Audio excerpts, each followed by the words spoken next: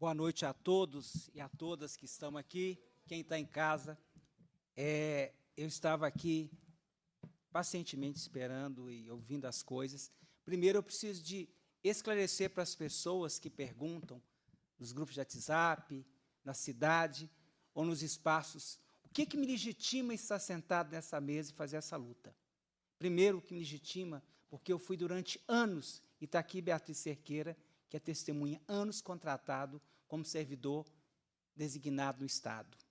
Várias vezes, vários anos, eu começava a trabalhar em fevereiro para receber no mês de maio. E comecei a luta sindical, fui para o Sindicato Único dos Trabalhadores de Educação como militante, e lá naquela época, a gente saía para fazer trabalho de base em Betim, de ônibus, onde a gente saía de manhã e não tinha um pão para comer.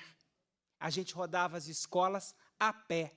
Várias vezes, em vários movimentos de greve, eu tive meus dias cortados na escola, e saí da escola e fiz greve sozinho, e voltei para pagar a greve com os meus alunos. E, ao longo desse processo, me tornei diretor desse sindicato, o maior sindicato do Estado de Minas Gerais, segundo maior do Brasil. Portanto, nós não temos que disputar a base com ninguém, por si só, esse sindicato, pela sua competência, pela sua trajetória. E eu quero trazer hoje aqui a memória da Rosaura, que presidiu esse sindicato, da Flávia, que partiu outros dias, da Marilene e da Fufa, companheiras que eu trago à memória aqui, que me ensinaram que a gente tem muito na vida, muita história na vida, para poder perder o caráter e a dignidade por muito pouco. Por muito pouco. Segunda questão. Eu tenho filho na escola pública. Eu defendo a escola pública dentro do sindicato, da minha militância, porque o meu filho estuda na escola pública e ele padece daquilo que os trabalhadores e as trabalhadoras trouxeram aqui. Terceiro, durante um longo tempo eu presidi o Conselho Municipal de Betim e sou membro efetivo daquele Conselho de Educação de Betim. E o mais importante, eu vivo no chão dessa cidade e como homem preto, descendente ancestral do povo negro, quem te disse que o meu povo teve que pedir licença para poder fugir da escravidão e da chibata? Quem te disse, quando eu olho a minha família, que tem 7 irmãos, e nenhum conseguiram chegar a ter um curso superior, que não me habilita, quando eu saio lá do Marimbá, lá perto de Santo Afonso, para lutar a vida, para sobreviver, para não morrer de fome? Porque a luta foi para morrer de fome. Então, tudo isso me habilita a estar nesse momento. E a gente não faz politicagem, a gente faz política para defender a vida e a dignidade dos trabalhadores. Por isso que nós estamos sentados aqui nessa mesa, com a deputada, que nós, trabalhadores e trabalhadoras de educação, caminhamos e galgamos e trouxemos ela a esse lugar no parlamento, para que a gente tivesse representatividade e voz nessa casa legislativa. Por isso que dia e noite ela está aqui nesse lugar, com afinco, porque aqui a gente tem voz. Essa é a primeira questão. Segunda questão, que já entro. A terceirização em Betim começou no ano de 2021. O Sindiúti, juntamente com os trabalhadores e trabalhadoras de educação, fizeram a luta sistemática contra a terceirização, porque nós defendemos concurso público para todos os cargos, atendentes, para todas as pessoas, para que as pessoas possam entrar no concurso público e não ficar à mercê de favor, de vereador, sei lá de quem, de político, sei lá, de DDS, de dona Dochinha, ou de dona, sei lá, onde que vai aparecer essas donas que estão por aí afora ganhando o povo, enganando as pessoas. A gente defende concurso público, nomeação imediata das pessoas, para que as pessoas possam entrar por essa porta. Até não entrar por essa porta, até resolver o problema, nós sempre sabemos que as prefeituras podem realizar contratos administrativos temporários, como em caráter de emergência, via processo seletivo, para que as pessoas não vivam o que estão vivendo hoje aqui. E para aqueles que me falam, por que eu estou sentado aqui nesse lugar e questionam, eu escutei na escola que eu trabalhava, uma pessoa da IDDS trabalhando em 2 turnos, 2 mulheres, fazendo merenda para 800 pessoas. E quando foram não podiam reclamar. Eu vi as companheiras da IDDS, atendentes pedagógicas, sendo mandadas embora e sendo julgadas para lá e para cá, sem respeito nenhuma. Eu vi os meninos que trabalham ali perder o cargo, dentro, trabalhando na secretaria, enxotado como nada, como ninguém naquele espaço.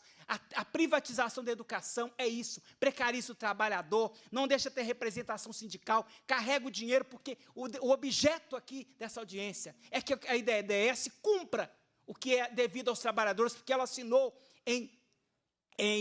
no dia 29 de outubro de 2021, um termo aditivo que ela recebeu 256 milhões para assumir somente a folha de pagamento da cidade de Betim, e não faz. E os trabalhadores, principalmente, por que essa situação, nós estamos aqui nesse plenário?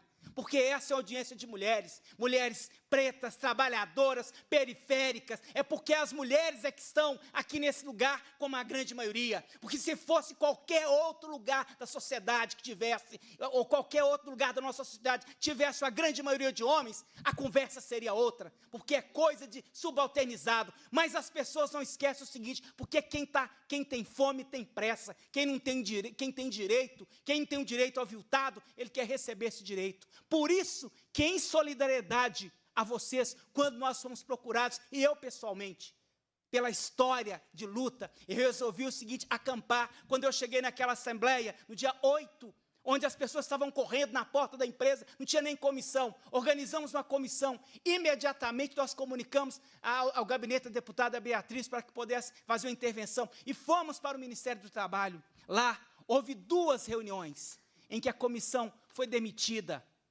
Quando a comissão foi demitida, eu digo quem me pergunta da legitimidade, quando os trabalhadores foram demitidos, não tinha ninguém em Betim, não tinha superintendente do trabalho em Betim, não tinha sindicato em Betim. Quando as pessoas me ligaram, o que é que nós vamos fazer? Imediatamente nós fomos à sessão do Ministério, da Superintendência do Trabalho, onde, lá naquela reunião, todos os trabalhadores que foram demitidos apresentaram as suas queixas. E aqui, naquele momento, eu tive o cuidado de pegar o documento, quais eram as lutas que as pessoas querem desqualificar, que a IDDS, que a prefeitura, ou que a cidade, que a sociedade quer desqualificar desses homens e dessas mulheres trabalhadoras. O que as pessoas que estão aqui querem? O que está apertando o calo das pessoas? Atraso do pagamento salarial, irregularidade no pagamento de vale-refeição, práticas de assédio moral por parte da empresa nas unidades de ensino, dispensa em massa de trabalhadores que participaram das manifestações dia 8 e dia 19. Os trabalhadores foram dispensados, principalmente a comissão foi a primeira. Dispensa feita de modo vexatório pelos supervisores daquela empresa. E aqui eu quero abrir um parênteses. Esses homens e aquelas mulheres que estão servindo naquele escritório são trabalhadores e moradores daquela cidade. Porque no tempo que o meu povo foi escravizado, havia também a figura do capitão do mato, aqueles que utilizam do poder temporário para oprimir, para violentar o outro, por um poder falso, transitório e irrelevante. Demissão, inclusive, de funcionárias gestantes, aconteceu nesse período. Demissão de membros da comissão de negociação. Fizemos isso. Na sequência, nós viemos para uma outra audiência com a IDDS. Audiência, e aí eu preciso de retratar, em que os trabalhadores sempre foram os últimos a ser. Aqui é que a gente está tendo voz de falar. Lá nesses espaços, a gente era o último a poder falar naquele espaço. E, inclusive, as pessoas que lá estavam, a delegação de advogados da empresa e outros, olhavam para as nossas caras com cara de deboche. Afinal, estava todo mundo com a lata cheia de mantimento, pagando a prestação do seu apartamento, pagando a sua viagem, vivendo do dinheiro que tiram da cidade de Betim, mas que não tem compaixão por quem lá está, que são esses trabalhadores. E fizemos essa movimentação toda, e lá, em Betim, nós apresentamos a denúncia de todas as pessoas que tinham sido demitidas pela empresa, pela IDDS, em Betim. Porque a gente sabia que no final do processo, sempre a fatura e a conta, ela vai em direção àquele que é o trabalhador, que é a trabalhadora, que é a mulher, e principalmente que é da educação, que é um campo extremamente atacado pelos governantes. E em Betim não é diferente do que eles fazem ali na nossa cidade. Nessa direção, nós caminhamos e apoiamos, sim, o movimento. Apoiamos porque os sindicatos são de trabalhadores e trabalhadoras da nossa cidade. Apoiamos, sim, quando o sindicato, quem levantou esses sindicatos, quem ajudou a descobrir esses sindicatos, somos nós.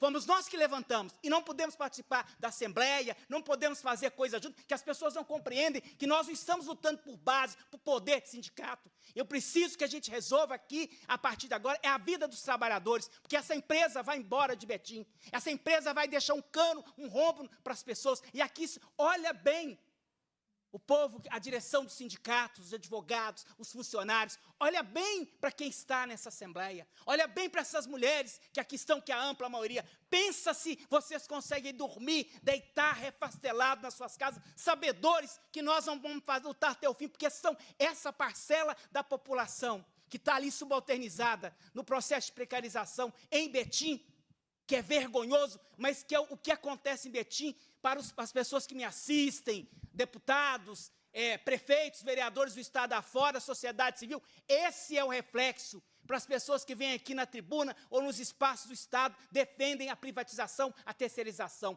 Isso que é a parte perversa que ninguém conta.